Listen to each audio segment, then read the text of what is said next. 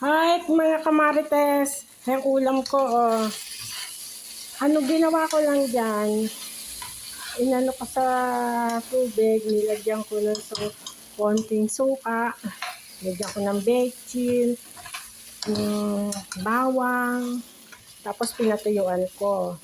Tapos, diyan ko rin piniprito. Ayan o, tuyo na siya. Piniprito ko na lang siya dyan. Ulam ko yan. May konting manok, saka isang buong hotdog, isang plastic na hotdog. Ulam ko maghapon. Hanggang bukas ko pa ng umaga, almusal ko pa. Yan o.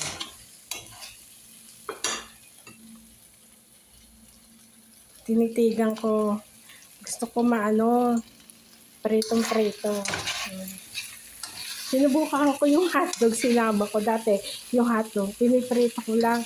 Inisip ko, baka masarap naman pag isinama ko yung may suka siya o may ano.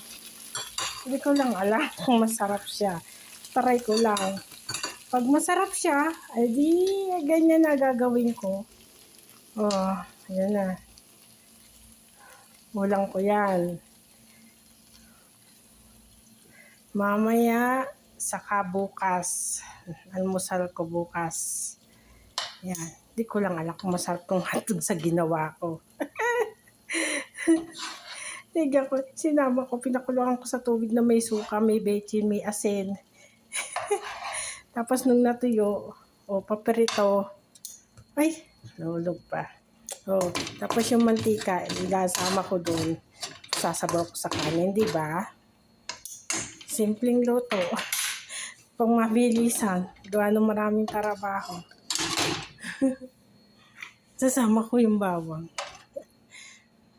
Sarap din yung bawang, kaso ngayon, naninikit. Waris na yan. Naninikit yung bawang. Ayun to.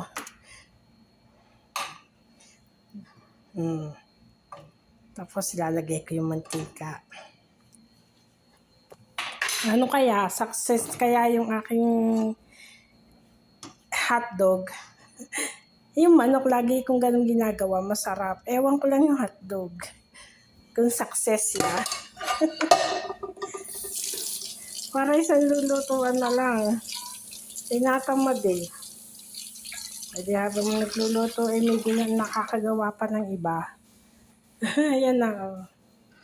Ulam ko yan. Tapos may kanin ako. Itong kanin ko, yung kaderm yan, hanggang bukas pa yan, almusal ko. Ginawa ko, nagbabad ako ng sa suka, ng pipino. Nilagyan ko na asukal, suka, konting tubig. Ewan ko, hindi ko masarap ba yan. May pamintang durog, may bawang. Pang din eh. Ewan ko kung masarap yan. Eksperimento ko eh. Nag-experiment ako. Ayan o, hotdog. Uy, pero mabango siya. Mga kamarites, bango. Hindi ko lang alam kung masarap. Hindi ko pa natitikman. Titikman ko pa.